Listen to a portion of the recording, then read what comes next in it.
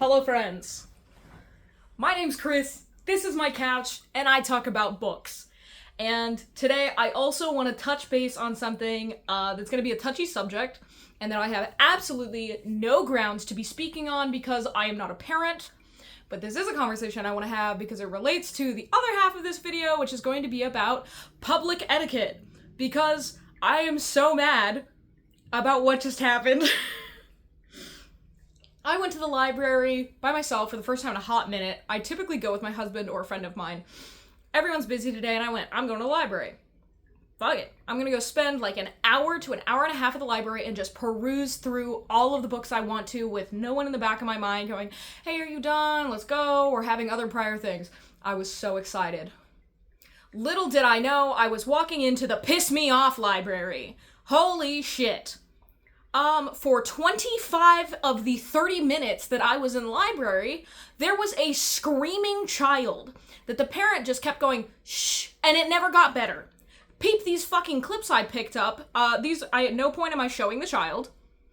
This is just the yelling and screaming. I was on the complete opposite side, in the V section of the library, and you could hear these clear as day. I'm not even shitting you. Peep these fucking clips. This is some bullshit.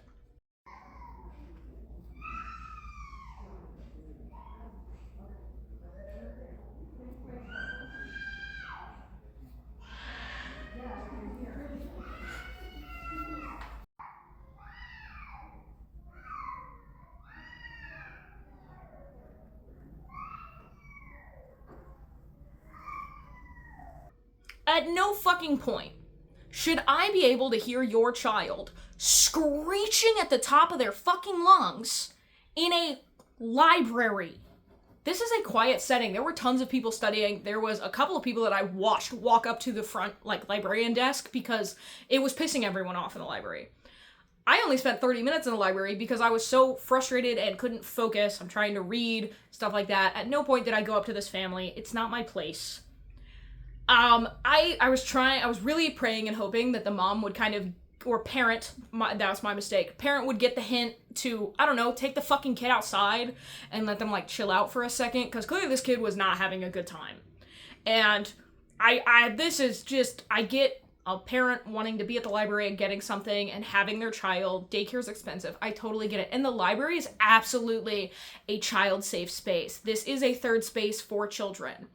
But it's a third space for children that is also a quiet space. And if your child is screeching their lungs out, maybe let's go outside for a little bit. Our local library quite literally has a whole open field and hiking areas and a play area literally right next door. And even then, just pop them outside. Let's talk about it. Let's figure something out. And again, I don't have a lot of room to speak on this as I'm not a parent. I don't know what this person is going through. But at a certain point, 25 minutes of screaming child with you just going, shh, honey, shh. Clearly it's not fucking working. Walk outside. All of us were pissed. I left. It was not an enjoyable experience at the library today. I went in to get my summer reading bingo marked off and to go find me some books. And I literally spent most of my time just trying to pick up books to read, and I could not focus and eventually just left. I was very mad. So I did make it out with a couple of books though, bonus points. And when the parent and the screaming child finally left, or moved somewhere else, I don't know. I'd like to state again, libraries are spaces that are meant to be semi-quiet. In the 5 minutes that there was not a screaming child, there was grown-ass adults talking at normal fucking volume to each other from 20 feet away. And then a small, I don't know, a middle schooler was like, Mom! Mom! Yelling across. I'm like, dude, it's the fucking library. Stop! I'm gonna lose my shit. That was a very, not great experience at the library today. And again, I got nothing against children being in spaces at fucking all. Again, libraries are absolutely spaces for children. But they are quiet spaces for children. We need to teach our kids and apparently other fellow adults to, let's indoor soft indoor voices. It's the library. I yell at my buddy for talking too loud in the library. I'm like, shut the fuck up. Like, not a great time. Anyways, this is what I got from the library. Sarah Gailey's Eat the Rich. Yeah, we're busting right into this. Sarah Gailey's Eat the Rich. Oh my gosh. I don't know. I was grabbing fucking anything. I really could not focus while I was there. Yeah. Check out this really cool, this is what piqued my interest. I opened to this scene. I don't even know what's going on yet. This just looks really good. So this one piqued my interest. I'm excited to give it a go. This art style's pretty fun. I'm into it. Let's do it. I'm very excited. This came out of, or for the record, this came out of the adult graphic novel section. I do like to let people know what sections I grab stuff out of, because I grab comics out of the young adult section every once in a while. Yeah, super excited about this one. Another one I pulled out of the adult graphic novel section is Trans and Non-Binary Comics, The Outside. And look at this cute cover. This cover art is so good. I don't know, I just picked it up. It actually doesn't have a author? Oh, wow, there's a lot of people. Oh, it's a bunch of short stories. It's a bunch of short graphic novels. So let's flip through some of this together. Here, I'm gonna try to flip through this so you can see some of the different art. But yeah, there's a bunch of different art styles here. Very cool. Cool. Yeah, I picked it up. We're gonna give it a go. Trans and non-binary friendly. You know, that's right up my alley. Let's do it. Part of the reason I was on the opposite side of the library because I was looking to see if my library got any new Nevo books. So I found out I liked one of her books and then didn't like another one. And so I've been wanting to give a third book a go to see what the ratio turns out to be. And I found something that is supposed to be alongside the Empire of the Empress of Salt and Fortune, and found When the Tiger Comes Down the Mountain. They had this one today. So this is, I guess, in the same universe as the one I enjoyed. So I'm stoked to give this a go. I'm assuming I'll like it. It's the same universe / Empire. So it should kind of fit somewhere in the timeline of the Empress of Salt and Fortune. So very, very, I'm here for this. I'm really here for it. Last but not least, and unfortunately I did only pull out of the library with 4 books because the situation at hand. This one was so weird because I caught the edge of it, and it's called Bubba and the Cosmic Bloodsuckers, by Joe R. Lansdale, and I pulled it out because I was like, what a title. And then this is the cover, adult themes on the cover, just a heads up. This was some strange cover work. And then the back of it is this. Let me read you what this is about, because I was chuckling so hard, and I'm pretty sure this is the prequel to a different book, so I believe, reading them in order but out of order. And it says, part of a secret government organization designed to protect civilians, Elvis Presley and a handful of hardcore warriors set out to save the world from an invasion of hive-minded, shape-shifting, vampire-like creatures from a dark dimension who have taken up residence in a New Orleans junkyard. Why is Elvis here?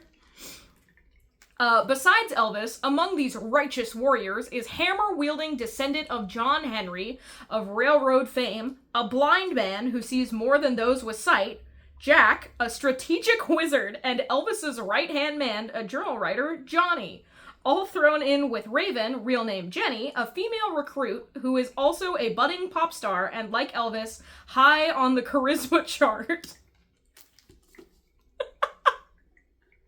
I don't know how I ended up here. It was on, like, the bottom shelf, and I saw the title and was like, what in the... And I picked it up, and the cover, I was like, okay, why? I'm confused. And then I read kind of the premise of the book and went, that's the craziest shit I've ever heard. And so now it's at home with me. And I'm totally reading this. I couldn't, it was a weird, and I'm sitting there trying to read it, and I was like, what the fuck? I just started chuckling, sitting on the, like, crouched on the aisle. my goodness. There was a couple of other books that piqued my interest, and I was trying to read the like descriptions of the book, and I just couldn't get through it. So we'll make another library trip probably sooner than later, because I normally make out with a decent more books than this, but that's okay. This one I'm sure is gonna be a riot. I don't know. Oh, also, for the summer reading bingo, let's do this where we're gonna fold my summer reading bingo, because last time I actually had to like put a photo up and then edit around it because I didn't want to dox myself. So let me fold this real quick so that you guys can just see the bingo sheet and not my library. So I got my new bingos. I got my translated and my science fiction marked off on my summer reading bingo card. Let's go, baby! I read A Shining for my translated, and I finished the first Divergent book for my science fiction, because I'd never read it, and then ended up listening to the audiobook, and it was really good. I don't remember the ending being that cheesy, though. Hot dog. I intend to read or listen to Insurgents. I've been dual, like, co-reading, so I have the Libby app, so I've been listening to the audiobooks, and then I own the physical books. So, like, on my way to work and home, I'll listen to the audiobooks and then come home and then find my place and then read. Oh, that's been my life. Anyways, but, okay, look at this, though. Oh my god, no. This is mine. Oh my god, no. Yeah, that's right. Remember when I talked to you guys about reading, The Duke Takes a Fancy, and then I submitted part of it for my summer reading bingo? Well, I found my summer reading bingo sheet with the review on it, and it was on the display stand, and I was like, oh my god, out of everything that could have been on the display stand, why did they pick this one? So that's now my history. I was chuckling pretty hard. I just walked past it and it was like, what people are reading for summer bingo, and I was like, oh, what a cool little section. And then I noticed that the little cards were in the books, and I was like, oh no. And then I saw that book and I went, oh my god, no, it's in pencil. I wrote it in pencil, and then I opened it and was like, that's my handwriting. It's my review. Oh my god. They don't leave, like, your name or anything on them. They cut the top part off, but still, I was like, this can't be happening. Out of all the books that I submitted last time, which was like 3, why was it this one? So, I mean, hopefully someone gets enjoyment out of it as much as I did, because I enjoyed that book. Oh, let's see. I also have been reading more of You Weren't Meant to Be Human by Andrew Joseph White. I told you guys this is not a book I've been taking to work because there is just so much graphic theme and there's so much graphic everything in the book that it's not one that I can risk someone picking up at my job, especially because some of my regulars like to know what I'm reading and then flip to the pages I'm on. So, we've been reading this at home. It's been pretty good so far. It's gotten a lot darker. I'm not going to talk too much about this because there's so many different graphic themes, it's really hard to discuss anything about the book. I did spill water on it, though. Go me. And so, sorry, I keep rubbing it because it feels weird right here where I dumped water all over the book. Thank God, this is my personal book, for the record. Nobody freak out. It's my own book. Yeah, no. Oh, it did get on the pages a little bit. Some of my pages are warped. Tartar sauce. I am on chapter 13. Yippee! Also, peep my horror book club bookmark. If you guys haven't checked out my bookmark mail or in bookish mail, I highly recommend it. I talk a lot about the different bookmarks and shops that I showcased. Again, you can find this specific bookmark over on this Etsy. I am not sponsored by these people. I literally just wanted new bookmarks, and I wanted to support some small artists because, what's that? That's right, fuck AI! Anyways. So we're on chapter 13. Slow reading. And then I'm reading Simulatus. It's in my backpack. Oh, I'll put it up on the screen. He's a PNW local author. So I'm reading that also for my summer reading, but also because I own book 1. And it's a little funny because that book was published in, I believe, 2022. And it talks about, like, seeing the world through goggles you never take off. And it's really, so far, I'm in like chapter 3, so far it's really giving like meta glasses era, and it's kind of scary. Like it's like, oh, this is dystopian, and then I look at like our current reality with like how meta glasses are going, and I'm like, man, we're not too far off from this as a reality. So if you guys want to go check out that author, obviously he's up on screen. I would recommend it. So far it's been pretty good. It's good so far. Like I said, I'm not very far into the book, but the premise alone, I'm a little like, this would feel dystopian if it didn't feel like it was actually happening now in 2026. So, not the best, let me tell ya. Art fight's been going pretty good. I got some absolutely beautiful attacks for my D&D characters. They're absolutely stunning.